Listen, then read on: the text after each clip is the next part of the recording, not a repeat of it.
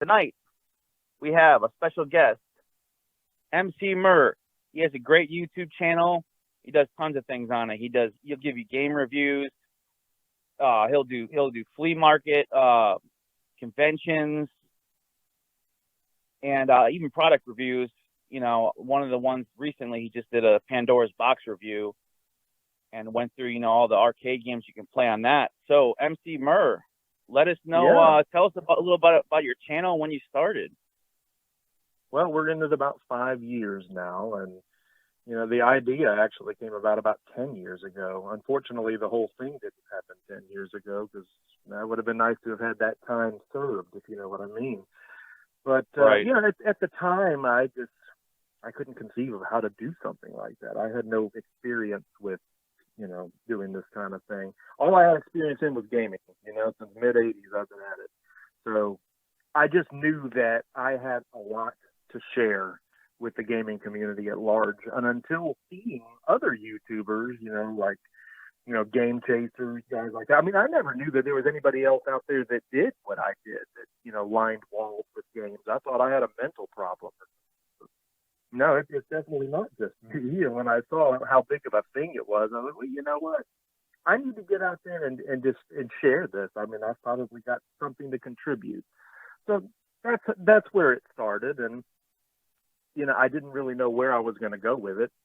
And, if I had any advice to impart on anybody in the future that's wanting to start a channel, you kind of want to know where you're going. I just kind of ran in head first and started talking about everything gaming that I could think of and that I could get my hands on. But it's just like you said. I mean, I do it all. We look at new stuff when it comes out. Anything that I pick up, I'm probably going to unbox it, look at it, talk about it, analyze it.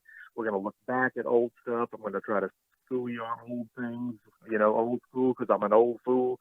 And, I'm really just here to network with the community at large, bounce things off of them, kind of find out where everybody else is at on things. It's been a very rewarding experience so far. It's been quite a journey. Do you lean more one way versus, like Genesis versus Nintendo? I see a lot of, Genesis. I see Master System, Genesis. I see Atari. Do you lean more one way? You have a favor? Or you kind of love them all? I do love them all, but we were a Sega household growing up. The Master System was my first console. So I'm extremely biased and have some very large retro goggles on when I'm looking at that kind of stuff. It does something for me, but I don't expect it to do for everyone. I mean, unless you had it, a lot of people just didn't really mess with it that much. Obviously, NES was the fan favorite. But yeah, and then that transitioned into Genesis when that came out. I got that as soon as it launched, had to have it. So I've got a special place in my heart for the Sega stuff, but everybody had neighbors, man. You spent just as much time at your neighbor's house as you did at your own, and most everybody else had Nintendo. And TurboGrafx was even pretty big in my area in its time. So I cut my teeth on all the systems one way or another, whether it be at my own house or in somebody else's living room. But yeah, definitely a soft spot for the Sega stuff. And even with when you talk about like Genesis in '89, I mean they were just doing ports like Golden Axe and Super Hang On that looked spot on with the arcade. Oh yeah, and they had to, because those were games that I had already had a rich history with in, like you just said, arcades.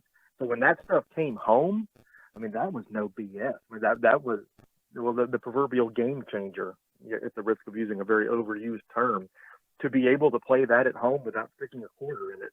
I mean, got Golden Axe, typically, I wore that thing out. I mean, my God, to have that at the house, that was a life-altering experience. Same here. And Golden Axe 2 is also awesome, and not as many people talk about that, but definitely great beat 'em up game. Oh yeah. Now, let's talk about like your collection. And was there a time you had that classic sell-off moment, or is this stuff you've hung on to since childhood? A lot of it is stuff I've had since childhood. And, what you've got on the screen right now, a look back at these games. I mean, this series that I did here was a look back at stuff that was actually purchased secondhand in the late 90s. Right. But a lot of what I have is stuff that I got for birthdays and Christmases, going all the way back into the '80s. I never had any huge sell-offs. There were a few points coming up that I offloaded stuff to Funco Land, and that was still a thing, before GameStop bought everybody up. And, back then Right. you'd mail your stuff in and they'd send you a check, and that was pretty cool for a kid that, wasn't working a job. But it was just to turn around and buy more crap. But no, I never did cash completely in. I never got out of it. I was always buying more stuff. So when I say I've been in it that long, I really have, and a lot of this stuff has been with me, and that's why I guess that's why I can't have a sell-off moment. Every little item in here has so many stories attached to it outside of just what it is and what it does, and I just become very material about it. Every time just laying hands on it, there's a certain magic involved there. It's a risk too over sentimental, but you get what I'm saying. Absolutely. It's funny seeing Iron Sword there because that was definitely in my personal stacking, 10 or so NES games. And I feel like that game gets kind of undeserved hate because if you have that one spell that kind of protects you, as all the sprites kind of fly at you from all angles. Yeah. And people kind of give up on that game easily. But it's actually, there's a lot of stuff to discover in that game. And I love opening all the chests. I love all the different levels. It's really a pretty well done platformer if you think about it. And people hate on it. It's just very unique. Fabio, maybe because of Fabio, or just to get annoyed at the flying, or you got to have Fabio on there. Right. So great. Iron Sword was more common. The game too. You love the game What's too. That? Oh yeah, you love the game. The Warrior series very much. The music is so fantastic, and while the handling, you can argue it's built to frustrate, it's built to upset. It's still, again, we just look past that stuff. I see people, today complaining about games that have just come out. It's like, man, if you only knew. We didn't complain about stuff back then. You just played it, and it just remains timeless. I don't even get into whether or not it ages well. They're just classics. And Iron Sword was more popular back then, really, than the first Wizards and Warriors, at least in my neck of the woods. Well, everybody I knew had a copy of Iron Sword. So that was one that, it got played a lot, man. And there was really nothing not to like. Absolutely. And I like that you said about, some people talk about how they age or not. The thing was it popular back in the day? And like you said, everybody had a copy. And there's this thing that happens sometimes with games where people, it's like collectively kind of change their mind about something. It's kind of funny to me. If it was a hit, it was a hit.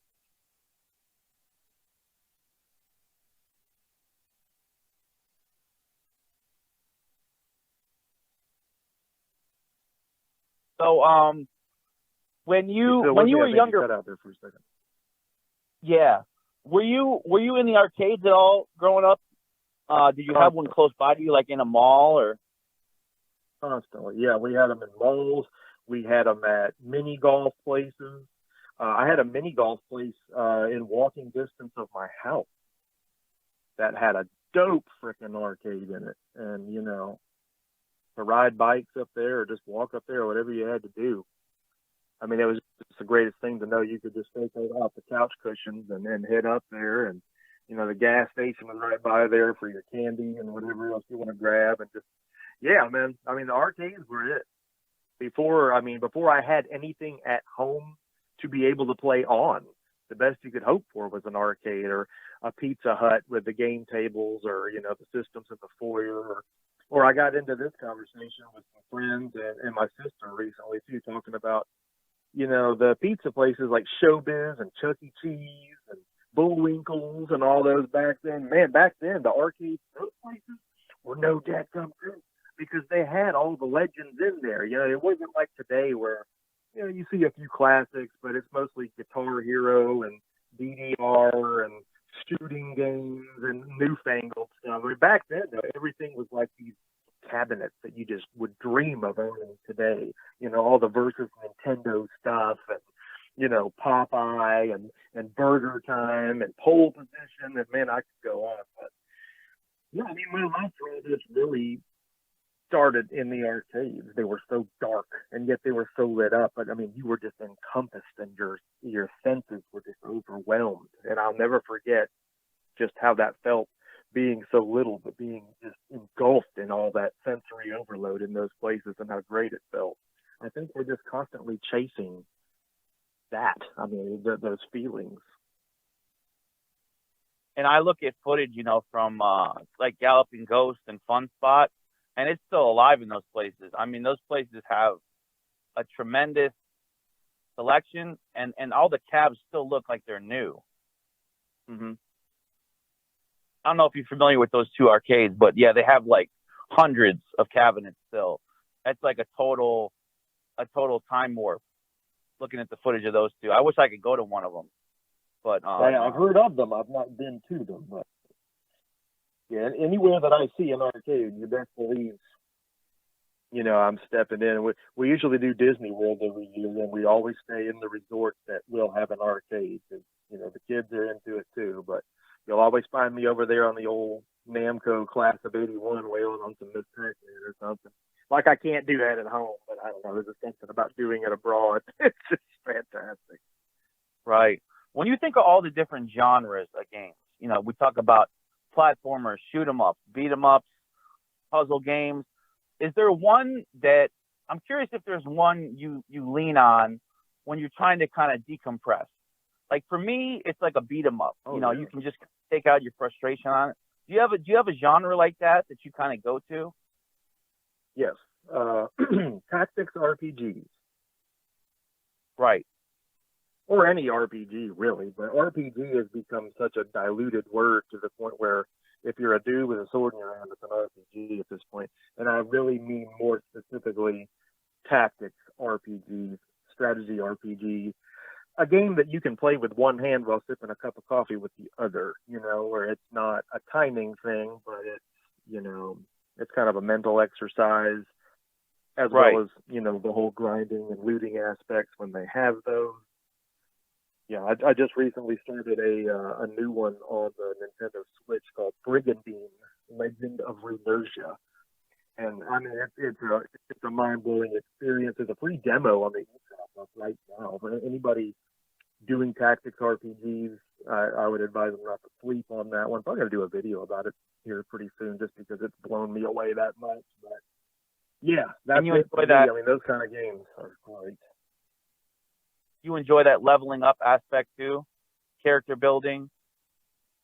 Oh yeah, and then and more specifically, just the building of the armies and your loadout in general, and the whole tactics aspect of it. Where that is literally required to win. Where only fools rush in. You're gonna have to do a lot of flanking. You're gonna have to really get down and dirty on the map, and every single move can just set off this chain reaction of either guaranteed victory or absolute disaster. So Right. it's a lot less stressful than it sounds. For some reason, it's always just been a comfort zone for me too. And I guess ever since Final Fantasy Tactics, I mean, I'm not one to replay games over and over and over again if I really just slap them senseless. But I swear I've played through that one at least 7 times, and it never gets old. Most of those don't, because of the replay value that inherently exists in the type of game that it is. And I'm really getting those vibes with this new game too. I can already tell there's ridiculous amounts of ways to play this. So there's a lot of value in that genre. Not downing anything that's, one and done, but, replay value is good. There's something to be said too about like unconventional RPGs. Like one that comes to mind for me is River City Ransom, because you can buy those books and master those kung fu techniques like the super punch and the kick, and then you're building up. If you're familiar with that game too, man. Oh yeah. And yeah, I love River City is fantastic. And I love how you can still you get all the fun of a typical beat 'em up in that game, but you can go into the restaurants, get the food. You can get the new powers from reading those books. They took their time with that one. And I remember being so little and playing that game and really trying to get the gist of it. And it's like So I can go in a restaurant and I can eat waffles for a minute, but then I can come out Yeah. and bash this dude in the face, right? And I remember playing it for the first time and just I loved the combat of it. Just it's as ridiculously raw and simplistic as it was, but the fact that, and this is a big thing for me. It was back then, and I think it still carries over to now. When games of old, the 8-bit and 16-bit, genre wide, I mean, bar none, if a game had a shop in it, if you could go buy things, that was such a notch in the, such a badge on the sash for a game. And River City handed that out to you in freaking piles, whether it be eating the waffles or whether it be stopping in for sushi or buying the books, like you said, to further your move sets and whatnot. It had that going. It had a grind within a beat 'em up. So, when a genre conventionally touches on, other aspects or facets of other types of games, when you broaden horizons like that, this is what creates those instant classics. I mean, and that whole franchise. Well, I mean, speaking of which, the Kunio-kun Double Dragon collection that's on sale right now on Switch for $19.60. So you're getting all the River Cities, you're getting the dadgum Super Dodgeballs, you're getting the Double Dragons, you're getting stuff you probably already have in certain places. A little bit of overlap there, but it's a fantastic collection. And if you like that game, I'm sure you're a fan of the other series of Super Dodgeball too. Any with the little dudes with the big heads. Got me in. Right. It's just phenomenal. I don't know what it is with the hockey one. It's so easy. I don't know if I need to up because I've been playing that. I just keep getting goal after goal. You ever play the hockey one?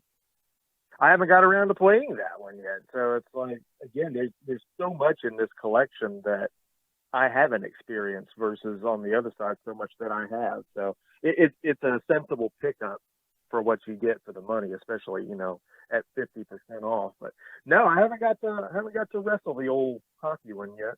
I want to try them all eventually. Give us an overview, since it's playing now, of the Southern Fried Gaming Expo. Tell us what that's all about. So Southern Fried is, you've got these, and I'm not downing other conventions. Let me start with that. But there are a lot of conventions that, from what I can tell, people are just going there to show off stuff they have no intention of selling because they price it over the dadgum moon. I hear people telling me all the time that, oh yeah, man, there's a lot of cool stuff, but everybody's 60% over eBay. And I go, well, why would you even go to something like that? That's just a bunch of people trying to show off their stuff. I can do that from home. That's what I do. That's my show. Southern Fried is picture 2 football fields of arcade cabinets and pinball machines, all set on free play, and all of which are for sale competitively priced. The people at this thing, they're pricing stuff to move. And they'll deal with you, and it's just, it's an expo that combines not only a whole room for consoles and appreciation for all that and tournaments and whatnot, but an extreme look at vintage arcades and pinball machines and all that. And it also incorporates a huge area of the floor for tabletop, Dungeons and Dragons, all that and the like. Lots of that going on there too, where you can actually get in with the developers of these new games coming out, play test them right there with them, and purchase stuff on site. So much goes on, you can't do it all in a dadgum weekend. My D&D crew goes up with me. We play live on the floor, do live sessions. I bought an arcade cabinet there last year just because, it was already a fair price, and I made an offer and got it for an even better deal. And, my good buddy Captain Retro had his truck there. He brings machines there every year, help me get it home. There's just not a better experience that can be had. It's so much going on in just one weekend, all that wrapped into one. And again, stuff's priced to move, man. It's not like, oh, well, this is cool, but it's $7,000. No, everything's pretty fairly priced. It's nice to be able to go somewhere and to be able to know that you're going to come out with bags and bags of stuff that people are ready to deal. Right. Now, talk to me about your strategy going into a convention like this. Are you the type you're going to put a self-imposed limit of a number that you're going to spend, or is it kind of you take it as you see it? You see something, you're like, oh, screw it, I'm going to hit the ATM. Yeah, I kind of take it as I see it. I didn't really I mean, looking at this right now, I'm talking to these guys about this Viking RPG, and it's really well put together, and their presentation was just so great. They really just won me over. So had to buy the book, and they knocked a couple bucks off, threw some rune cards in there. Like, hey, you know what? Great, I'm in. And I didn't mean to buy the arcade cabinet, but it was the machine. It was a holy grail for me, and there was no leaving without it. So. I Right. called my wife and I was like, look, because she was out of town on business that weekend. She usually goes with me, but like, look, this is here. And, I didn't even have to say more than that. She's like, well, I mean, you got to buy it. Well, all And right. we'll get into more. So, We'll get into more your personal arcade. But what was, just so we know, what was the cabinet? Double Dragon. Double Drag. Oh, nice. Yeah. Let me ask you And this about Double Drag, Yeah, because sure. I'm sure you know more than me about it. Why is there the slowdown in it? Is it because of the amount of sprites on the screen? I heard that there's you can get a ROM patch that fixes that. Why is it that it does that it has that slowdown, or does it not have that slowdown on the actual cabinet? Because I've played it on a lot of different ways, and it seems to always have the slowdown, the first one. Yeah, it's got it. And, thinking back, though, that was something that we became very acclimated to with 8-bit games and some arcade games, but you mostly got trained on that at home because you think that there were so many NES games that did that. And it's like you almost know, well, this is the part where it's going to slow down. It's like knowing this dance and knowing just the right steps and when the tempo picks up. I'm not trying to damage control it. It's just something that you become so used to over the years that honestly now if you said, hey, man, I can hack this and rig it and take that out, I probably wouldn't even want you to because I know almost when it's going to happen. And when it does, you know how to compensate for it. But yeah, it definitely does do it, and it is a sprite thing. It just gets too busy on the screen. And, I mean, nothing else really comes to mind right off the top of my head other than maybe certain shooters and stuff that do it. But yeah, it was just a very common thing with games to have slowdown in certain places.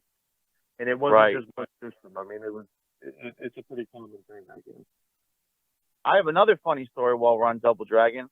I don't know what I beat it recently, but I had a bad ending because I think I killed the guy with the machine the machine gun first, the main boss. I think I was supposed to kill, and I would have had no way of knowing this. I was supposed to kill all his henchmen first, and then kill that mullet guy with the machine gun. And somehow, because I ended up killing him first, it glitched out and did like an error or something. I don't know if you have any insight into that. It didn't let me beat the game. I've never seen that happen. Killed it. Isn't that crazy? And was this on an arcade or was this at home or like a ROM? This was on a Retro Pi with the real arcade ROM on Retro Pi, a 3B Plus. And I know it was just because when I looked at a speed run after on YouTube, they had killed all the other enemies first and then killed him and then saved the girl that's chained up. And I think because I killed him, I remember exactly what happened. I killed him. All the henchmen basically bitched out and went in his back door. And then it said error. I was cracking up. I didn't know what the hell happened. They literally, they walked off the screen after I killed the boss. The door closed and it said error and went back to the beginning. I'm going to have to test that out on arcade ROMs specifically. And, you mentioned the Pandora. It's on there. I'd like to try it on there and see if we could recreate something similar. Yeah. If that happens on that ROM, then that ROM's in more places than just your Retro Pi. It may just be a version thing. I don't know. But try it. All you got to do is kill the boss first while there's still enemies. And then they should walk into a back door and it should say error. And I don't get it. I couldn't find anything about that either. I typed bad ending. Anyway, just a funny side topic, but I had to bring that up. That's interesting. Of the cabinet. Now, when you're at this convention, some of them, it almost kills the arcade aspect because there's so many people hogging the arcades. This looks like you might even be able to kind of jump around from them. It didn't look quite as packed. Was that the case? There are busy times on the floor where, there's going to be certain machines you're not going to walk right up to, but there's just so much that, yeah, I mean, there's always something to do. And they keep the gaming floor open sometimes as late as like 2 a.m. So, it's going all day. Eventually, you're going to get to do whatever it is you set out to do. And when there's so much going on, if one thing's occupado, then you just move on to something else. There's always something right next to it you can do. And I never really Right. felt at the point that I was waiting on something. I just felt actually overwhelmed, like, oh my God, we're not going to have time to do this now, and we're not going to have time to do that. And there's panels, and the D&D stuff is obviously really time consuming once you get into that. So, but yeah, I spent a lot of time on the gaming floor, and just about everything that I wanted to play, I was able to walk right up and get to. I mean, it draws a pretty big crowd, but the convention itself and the Renaissance Waverly where they have it is pretty big. So it does a good job of allowing it to spread itself out, if that makes sense. Definitely. And it looks like there's the majority was early 80s arcades from what it looks like to me. Early to mid. There's a good mix. You'll see a lot of late model stuff too, but it is mostly collectors bringing in vintage stuff, and it is a lot of wood grain.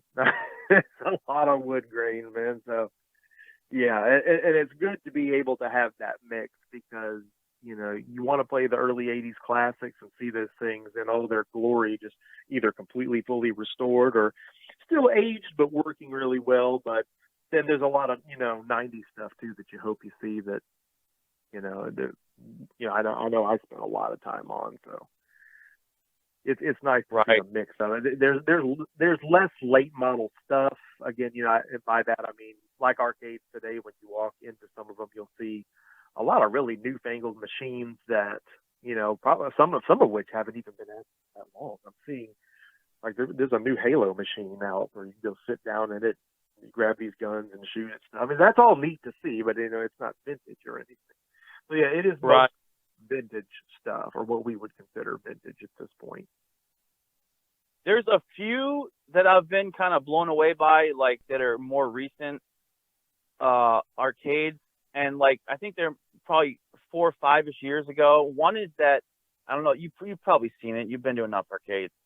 It's all the vehicles flying and driving of Batman, and you can get in them all and kind of carry out like a plot with like the Joker or different. I don't know if you've seen that. It's a sit down. You can drive.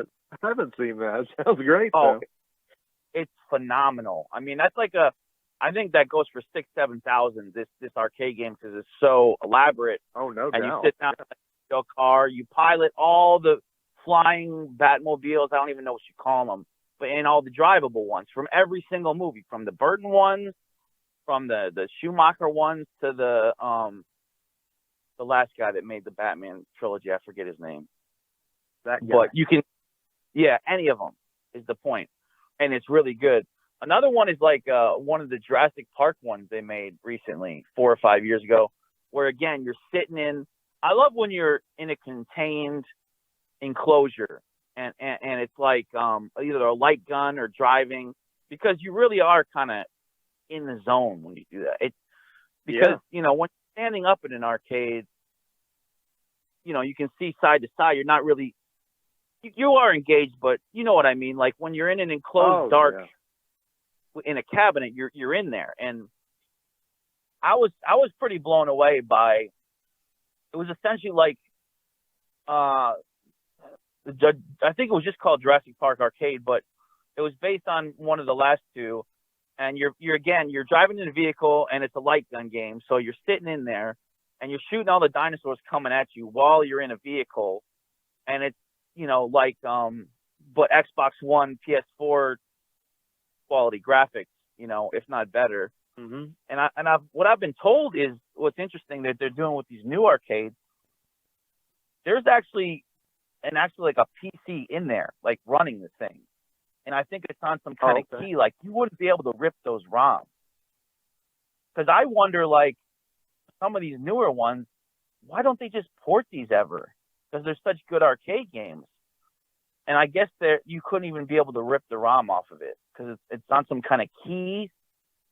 Anyways, Yeah, there's got to be side topic to that, go and down. maybe licensing too. But yeah, Right. And I just wish some of those would get ported because they're so good. I see. and I guess they have to have some kind of protection on something like that if it's going to remain exclusive as an amusement, and being sold to places like that for it to even be viable. Not sure how they do that. Do you have a standby? Like, do you lean towards trying more of the older arcade cabinets, or are you more like, again, like I was asking you before about picking favorite genres? Are you more of like an 80s arcade guy or a 90s arcade guy, or you just love them all? I kind of blur the line in there because I'm about anywhere from 86 to 92, 93. And that was such a huge jump, in what you would have found in arcades. I mean, I remember when I first saw Street Fighter 2, and it was just like, you got to be kidding me. What is this? And right. And Turtles arcade, and that arcade I was talking about up the street from my house, the one in the mini golf place. They were such a small place, but they had all the best machines, and they got those when they came out. And so, yeah, I mean, while I love going for high scores and just playing until you're, about to have a mental breakdown on some of the classic 80s stuff, like you see you playing this Kangaroo, I mean, God almighty, if I had a nickel, for every time I've actually sat down at something like that. But once you got into the 90s, the whole Street Fighter and Mortal Kombat craze, and, it was like a roller coaster going downhill, but by downhill, I also mean uphill in quality. It was just like everything started to get so advanced so quick in what we were seeing arcade games do. And, those became the machines that you would fight over. I remember waiting in 2-hour-long lines to play Double Dragon, but once Street Fighter 2 came out, we started really revolutionizing, what these things could do. And then those became the hot machines. People would line up for miles to play those machines. People would be laying down money like they were in a casino, like gambling on these things. I had a buddy drop out of high school to play Mortal Kombat tournaments professionally. And I mean, he may be homeless now. I don't know. But I mean, that's how serious this was. Well, that's the long answer to your question. But the short answer is I can't say that I'm 80s or 90s because games from both decades had equal amount of impact on my comeuppance. Absolutely. And when you mentioned Street Fighter 2, what a evolution from when you look at what the first one was like, and it's kind of stiff, kind of awkward. The movements weren't really fluid, and then for them to just put out like such a masterpiece that that started that whole evolution, which then led to Mortal Kombat. It's amazing to me that they were able to, it's like night and day, those two games for me. I mean, I can barely play the first Street Fighter, but for Street Fighter 2, I mean, that game aged like a fine wine. Like you never get sick of those. And I think it's in the characters too, don't you? The characters are so memorable. When you look at like Mortal Kombat clones that they're just not all that. I think it's really if you didn't nail the characters or not, because the character design can either be really shoddy or really interesting. Yeah, it's definitely a roster thing because they're in that creates the chemistry. And if there's no chemistry, then, who cares? You've got games that, I don't know, like Eternal Champions comes to mind. Clay Fighter, some of these games that people fallen over. And, if you had them growing up, you probably do love them. But I had them too, and it was just like, they weren't even great then. Everybody was trying to do what these guys did, and it just wasn't possible. You're trying to make lightning strike, literally, and odds are it's just not going to happen. So, yeah, it's all rostered. Those characters are so dadgum memorable, and the reason why is that chemistry and how well everything, it's like a 8-way paper, rock, scissors. Everything just worked so well, one against the other, this one against that one, and yet you could reinvent that combo any way you wanted to do it. and really get down to business on your play style. Although we was largely mostly people just being Ken and Ryu and Shoryukening you to death, but there were people that thought outside the bubble and then kind of really made some unique ways to play. I was always a Honda guy, so yeah. I mean, there's this. Let's set the scene a little bit for your game room here that we're looking at. Is this in an office? Is this a basement?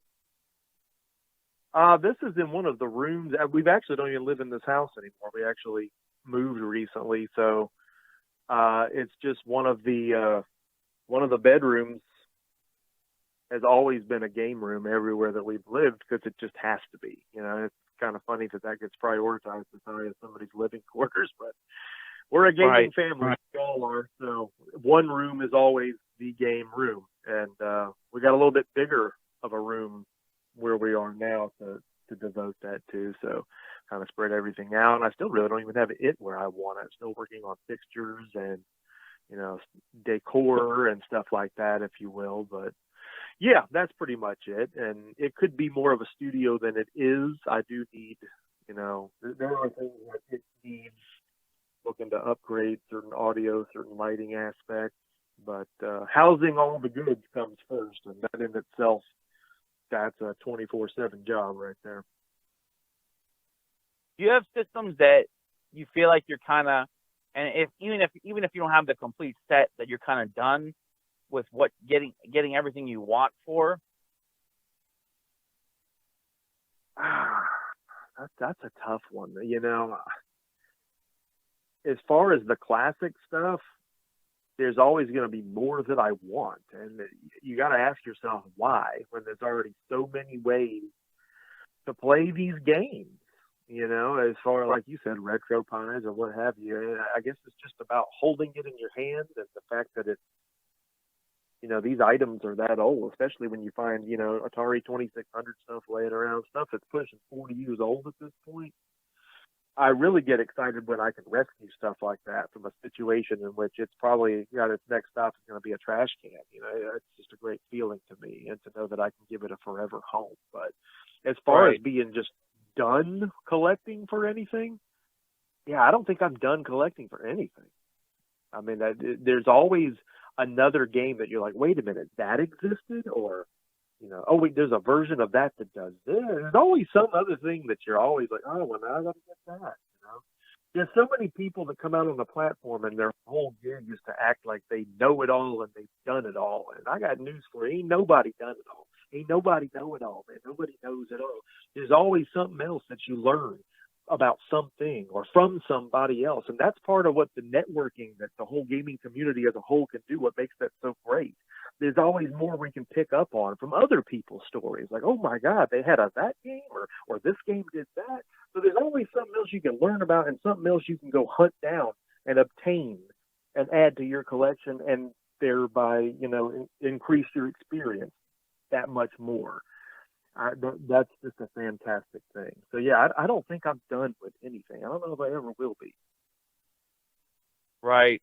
And even when you know, people will say sometimes about the YouTube retro scene, they'll say, well, everything's kind of been reviewed, but it kind of hasn't, because even once you're done with North America titles, you could do Famicom and Super Famicom, and I'm always playing games that nobody talks about, that I'm surprised at how good they are, that never made it here in this country. Well, and it gets tough because, in a sense, the people that say that to a degree are right. I mean, if it's been done, it's been done. If you want to do a Castlevania review, well, rock on. But yeah, there's no shortage of those out there. So it's just hard, no matter how good you do at it, to get that in front of people, because I mean, it just is. Unfortunately, that's just the way the platform works. But if you can somehow carve out some kind of exclusivity within what you're doing, if there's a way to bring something new out of it, whether it be a new way to speed run it or something that you found in it that you're pretty sure nobody in the world made, something like that, yeah, there's always a way to put a new spin on a review for probably just about anything. If you, I mean, obviously it's easier if you're doing like you say, something, from another region that's maybe less looked at, but maybe more accessible to people once thought, or, we got a lot of ways to do things now that maybe we didn't back in the day. But yeah, and I think about that a lot too, because back in the day we didn't think about that. We didn't think about Famicom. Nobody knew what the hell a Famicom was. I mean, Right. no one Very did. true. People were always like, "Oh, well, this was that. Over there was this. And did you know this was actually?" No, you didn't either. Just looked it up on Wikipedia 5 minutes ago, dude. Nobody knew that growing up. All we knew was what we knew. We knew what was a Toys R Us and what was the next new thing, and what Nintendo Power was telling us we needed to go buy that month. That's what we knew. Is there a system like right now? You talk about when we talk about collecting, you go through phases, and you go through Mm-hmm. phases. Sometimes like your flavor of the month, what's hot right now, what you're just dying to get more of. Is there a system right now you're gunning for more than others? Well, I recently went on a little bit of an Intellivision kick because I got an Intellivision 2 working really well, which is always a stretch because, man, it's tough to get working Intellivisions. It just, at least in my experience, it is. So, yeah, I've been scoring some of those, and a friend of the channel, another fellow YouTuber, John Gen X Grown Up. If you're not familiar with them, you need to check them out. Uh, he was on a recent trip to Manhattan and scored a bunch of really great priced Intellivision games out of the cellar of some mom and pop shop, some of which was still sealed new stock, Wow. from the late '70s. So they were really great to get that. We interviewed Tommy Tallarico recently about the Amico coming out hopefully later this year. That was a great follow up to that, being on that Intellivision kick, and of course rooting that on, hoping that it does well. But yeah, trying to beef that up because I just haven't had a whole lot collected for that system, because for the larger part of my collecting years, I haven't had a working console on the shelf. So that's kind of a bit of a deterrent. I've had a similar problem with Dreamcast. I've been through about 4 Dreamcasts. I finally got a working one. The ugliest, nastiest, crappiest one I've ever found in my freaking life that I just knew was dead on arrival. I cleaned it off and sure as the world, it runs like a scalded cat. So trying to scoop up any Dreamcast stuff I can find too. At one point, I got so mad I raid sold all the Dreamcast games I had because I was just tired of fooling with them. They're just not well made. I know people love the Dreamcast. I don't not love the Dreamcast, but dadgummit, they don't work. So Right. yeah, I'm just trying to beat that collection back up. But I'm always gunning for more Master System stuff that I don't have. And I get on these kicks where it's like, you know what, this is the system I want plugged up this week, and I want to spend some time on it. And with that comes the want to collect some new crap for it to, give it a good workout while it's hooked back up, or if you will. That's kind of how it works. Run me through the what made you decide on having your own arcade like room. Run me through like the systems, the titles you got on cabinet. Well, that kind of started as almost like the YouTube channel. It's just one of those things you just would like to do, but you're probably just not going to do it.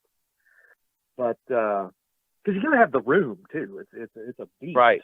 to accommodate this stuff. But yeah, it started with my good buddy Captain Retro, another channel, one of the most underrated channels on the platform. He's on the screen right now playing the Willy Wonka machine. By the way, just a side note, sorry to interrupt. Drop him a line after this because I know I've emailed him. I just didn't hear back. He might be busy, but let him know you were on the show. Maybe he'll want to do it. He probably gets a lot of didn't even see it because he is busy. He doesn't, he puts more time into his hustle than he even can into the channel because he deals in so much volume. And the guy finds the most incredible cabinets for the most incredible prices. And he's doing tremendous work with restoration and getting these things back working. And it usually requires very little to do so. Once you've kind of got your legs in that thing, most of these things he'll buy them, quote unquote broken, but a couple of tweaks here, a fuse there, and boom, it's back in action again. So He found for me a 1989 race driving machine, which looked exactly like the hard driving machine, but it was race driving. If you're not familiar, it's a giant Ferrari Testarossa that you sit down in, and it weighs about 700 pounds. Moving it was not fun. I bet. But he found it for $100. It does have a sound issue. We got to get the sound working on it, but you know it's playable. And yeah, he got it for $100 off this dude who makes multi-cades in his garage. Dude just didn't want to fool with it. $100, get it out of here. So he's like, man, this is your segue into collecting these. This is $100. You know, I'm buying you this machine. This is your first machine.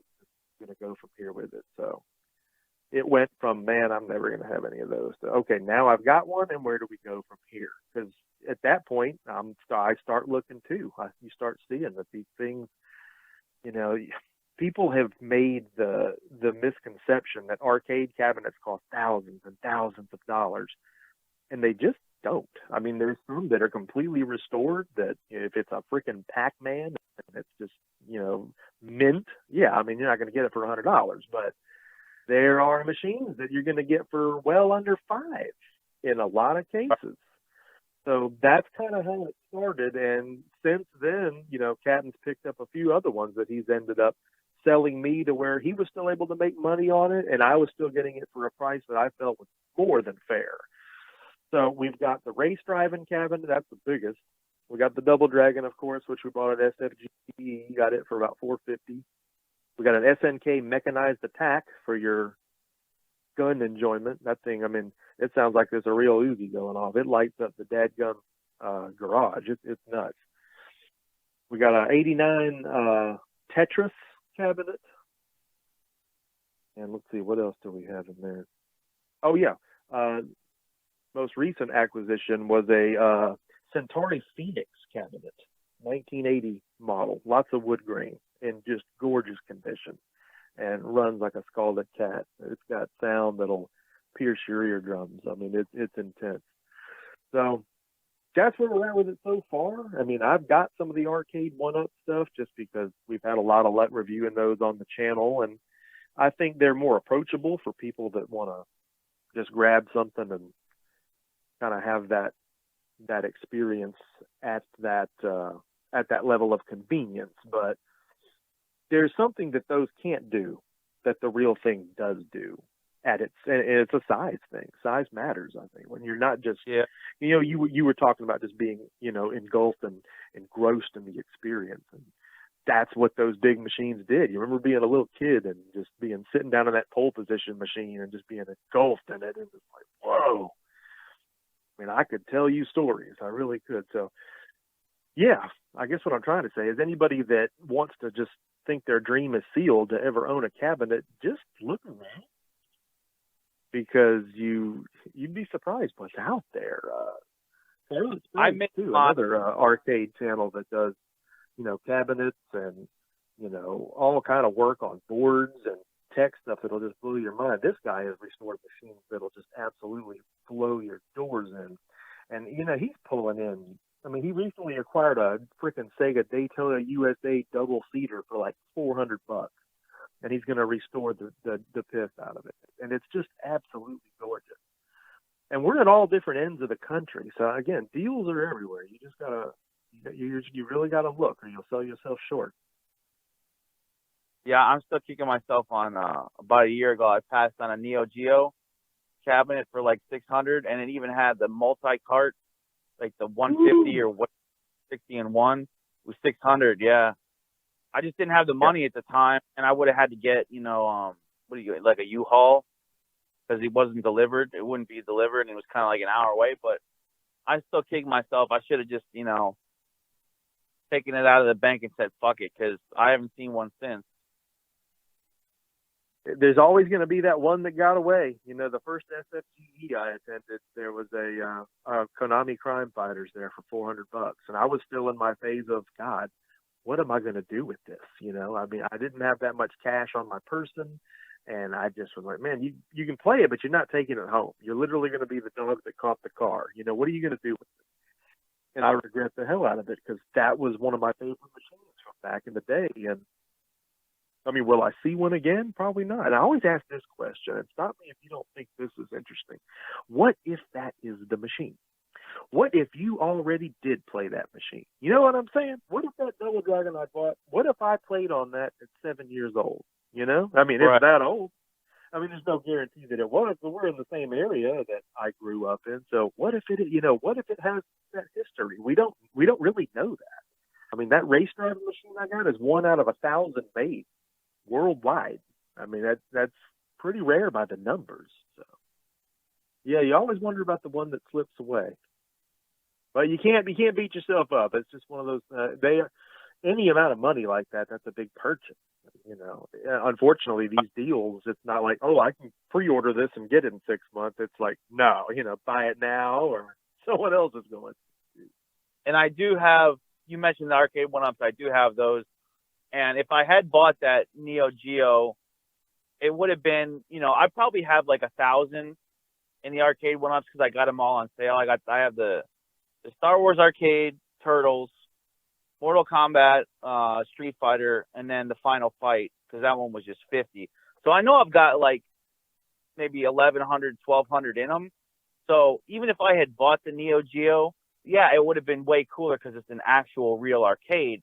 But it would have been half the budget that I spent on getting basically, 5 or 6 arcade one-ups.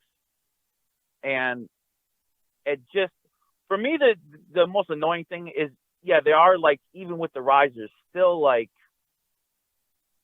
a foot too short or even 2 maybe. I don't know why they couldn't have just had that extra bit of particle board or whatever they used to get it up a little higher. But yeah, it would have still been half the budget I spent to get 5 or 6 cabs. Yeah. But I would have loved to have it. Well, you never know. Eventually, you may run up on something else. You're looking at a Neo Geo cabinet right here. I'm looking at one right now on the screen. Yeah. Cabinets had 3 or 4 of those come through, and I'm not going to say they're common. It's just, but they are out there. So right. It's okay to dream because, by God, they're out there. Yep. I'll let myself get a little bit of leeway because I know it definitely was far from mint. So it was kind of rough around the edges. So at least I got that because if it was mint, I'd really be kicking myself. But Sure. I can at least have that. So I know we're getting close to that hour mark. And I don't want to keep you longer than the time you got. But let me ask you this, and kind of wrapping up here. For your channel, what are some videos that you'd like to do, or maybe ideas you have that you haven't done yet? What's in store for the future? What are some like things in the back of your mind that like the fans of yours wouldn't know that you've maybe been working on or collaborating you hope to do? Yeah, what I'm really hoping to do is to bear down harder on the game hunting and collecting vlogs that I'm doing. Because I feel like if I had stayed doing that this whole time, I might have more of a dedicated audience than I do. I think because I've been all over the place for so many years that, I've had a lot of people come to the channel for one thing and then later realize that the channel was not just about that one thing and they've kind of gone their own way. So, I'm sitting here talking about Call of Duty DLC 1 second, and then we're emulating some ROMs on an arcade flashback the next. And then, I'm not saying it's really hard to get away from doing all things gaming because I do all things gaming. It's hard for me to shut any of that off and just say, okay, well, I'm not going to share all this with you. So, yeah, I don't think we'll ever get to that point, but I am going to bear down hardest on the game collecting vlog, the game hunting, because that's what I enjoy producing the most. And sometimes I wonder if I'm overproducing it or if I'm stretching things out too far. I just hope I'm creating something that people are enjoying watching. And from some of the feedback I'm getting here recently, that's the general consensus. I think they're enjoying the flow of it. I'm trying to create that show that when you get off of work, you're either popping your corn, cracking open a beer, brewing some coffee, whatever it is you do, and you're going to enjoy that 15 minutes of checking out what I got, what it's worth, what it's doing in the market these days, how much money we're pumping back into the project, and you leave from it not only entertained, but with a refreshment of, hey, that's what these games are doing in the market right now.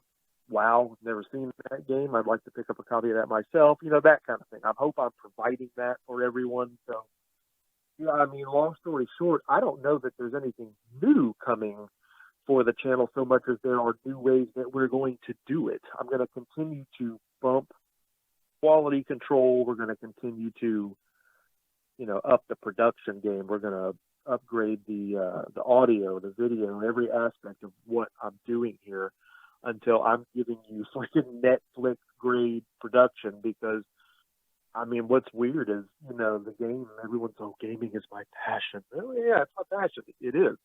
But I've actually gotten pretty passionate about the production of this stuff too. I'm really enjoying creating something worth looking at, or at least I hope it is. I hope that at the end of the day, that's what it is. And that's what people can come away from it, thinking like, hey, man, that was great. I can't wait till next week's episode. If I'm doing that, then I'm succeeding. And that's what I'm hoping I'm doing. There will be things that'll pop up that I'm going to be like, oh my God, well, we've got to make a video on that, or I can't not talk about this. But yeah, I want to talk game hunting. I want to talk because there seems to be a lot of interest in that. There seems to be a large part of the community that's very interested in viewing that and that alone. And since that's really what I set out to do initially, it needs to come full circle to where that takes predominance. And, again, I've done a lot of content where I feel like it generated a lot of traffic, but it was one-time traffic. Like, hey, all right, well, I learned about that. Well, back to whatever. And then, you don't see those guys again. And I'm grateful for every time somebody clicks on something I do. Don't get me wrong.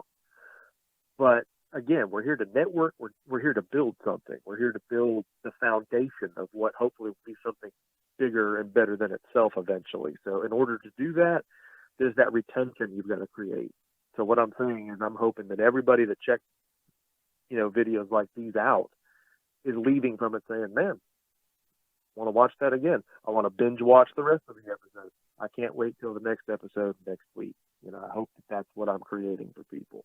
If they're not enjoying it, if people aren't enjoying what you do, then you are literally the tree that falls in the forest and does not make a sound. And I don't want to be that. Right. And you're talking about, you're going to fine tune that focus, gear it more towards your specific audience niche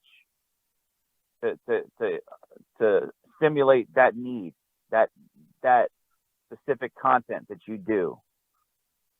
I think so, and I hope that works. And I hope that the people that have been the regulars or that are newcomers and regulars and whoever they are know that they can comment at any time and just say, hey, man, I like where you're going with this, but what about this? I listen. I listen to what everyone says. I reply to everyone that comments. It's feedback that I need, whether it's good or bad. I mean, I take it all very seriously. I take it to heart. And, people have the right to ask for what they want out of something. And I think that at multiple levels, I can give it to them. And I think, you can't please everybody, like the saying goes, but as far as the greater number of everybody, I think we can find one focus and kind of corral everything in there to where it stays more on track and is more of what everybody wants as a whole. And again, there's only so many hours in a day too. I'm a dad first and a YouTuber second. I can't full-time this stuff like a lot of people like, oh man, I don't know why I'm not making it on this platform. Like, well, you have to full-time it. It's not a part-time thing. And if you're going to do it part-time, then you will need to expect part-time results, whatever that equates to at whatever level you are. And that just has to be okay. So I have to figure out with what I have as far as time to put into the project, how great I can make it, how I can streamline the workload, and how I can get everybody the best quality, whatever it is, to watch at the end of each day. And I hope that, this time I have to keep working on it. It just has to continue to evolve. And I mean, it's been doing it since the beginning. I'm actually deleting a lot of old content off the channel that failed, that, just isn't up to snuff in the quality, and no one's going to miss it. And that's fine. It's just like cleaning up your place, when you're having new people over and you want to make a good impression. You can't have crap laying around, right? So we're just trying to make a better looking product and make sure that everything new coming out is something that I'd be okay signing off on, something that I truly feel that everybody that watches the show and that everybody that will watch it, everybody that may show up in the future is going to like it and want to stick around for it. Excellent. I think that's a very good strategy. Well, we're at the point now. I'm going to throw it over to Brady, and we're going to see if we had any questions from chat. So, Brady, you want to take it over? Sure. Yeah, we had one question for you, bud, from Miss Ashley. She wanted to know what's your favorite arcade cabinet that you own, if you had to pick. Well, I should just tell you Double Dragon, because I mean, I teared up after I purchased it. It was that intense. It was tears of intensity. It was like, man, this is it. This is the dadgum machine. In fact, I called a friend that I hadn't talked to in a couple of years. He was a buddy of mine that he was the very guy I used to wait in lines with to play that dadgum game when it was a new thing, you know. And we always would joke about, man, could you imagine if you had this thing at your house? Well, no, because you would never have it at your house. Well, I was about to have it at my house, so I had to call it, dude. But man, I got to tell you, I just bought this thing. You got to come see it. So yeah, I'd like to say it's a Double Dragon, but the race driving cabinet has equal sentimental value, and it's got its own stories that go with it from my times playing it in the arcade. And it would definitely be the harder one to find again if you had to, because they just did not make very many of these things. So if there could be a tie, because I don't know who would break that tie, it would have to be between the Double Dragon and the race driving machine. They're just two iconic pieces of my childhood that you're just not supposed to have. If you look at the back of the race driving game, there's a race car driver in the arcade machine with his thumb up, and he's like, yeah, now you can play this at home. And it's like, yeah, but not that, right? I got the cartridge or the disc. I can play that at home. You don't have the car at home. Well, no, the car's in my garage. So, I mean, that's the gravity. And that is just, I don't know. I know it's just a kid in me acting silly, but yeah, man, I sleep better at night knowing that. Nice. It's always good to, it doesn't matter how old we get, you can't lose touch of the kid in yourself, you know? Well, and you still hear people saying that, man, you know, if your biggest priority is video games, maybe you need to grow up or do that. Man, I don't recommend growing up to anyone. I mean, Toys R Us had it right. You know, you don't want to grow up. I mean, there's no gold at the end of that rainbow. I can tell you that. I mean, and it's because you want to pass this stuff along. This stuff does not stop being fun. That's what's important. I've passed along He-Man figures and vintage video games and all this stuff to my kids, and I'm enjoying it with them now and seeing their faces light up no differently today than mine did back then. It's just as impressive. So it's our duty to be the preservationists, to keep this stuff around for future generations to enjoy, because nobody's making stuff this cool anymore. They may be trying to, but they don't. So yeah, don't grow up, man. Hold on to that stuff and continue to enjoy it and let it do for you now. Let it trigger all that nostalgia, because especially in uncertain times like these, you know, today, we need as many of those good vibes as we can get. Absolutely. Well, listen, the way it's going to work, this interview will be edited and uploaded in its entirety in a separate video in 1 to 2 days. And your links to all your to not only your channel but your social media will be in the description. And thanks again for doing the show. It's been a great interview.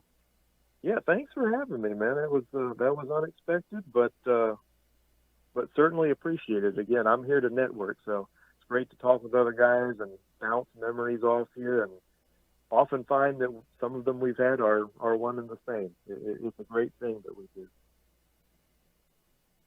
Absolutely, and just like you're archiving, and we're talking about retro collecting being archived for the next generation, hopefully, you know, all these interviews and all these awesome channels like yours are going to be archived on our channel, and what you're about and your passion and your drive, and it's all in there. Yep, absolutely. So enjoy the rest of your night. Yep, you bet, man. Thanks so much for having me. Thank you. Absolutely. Take care.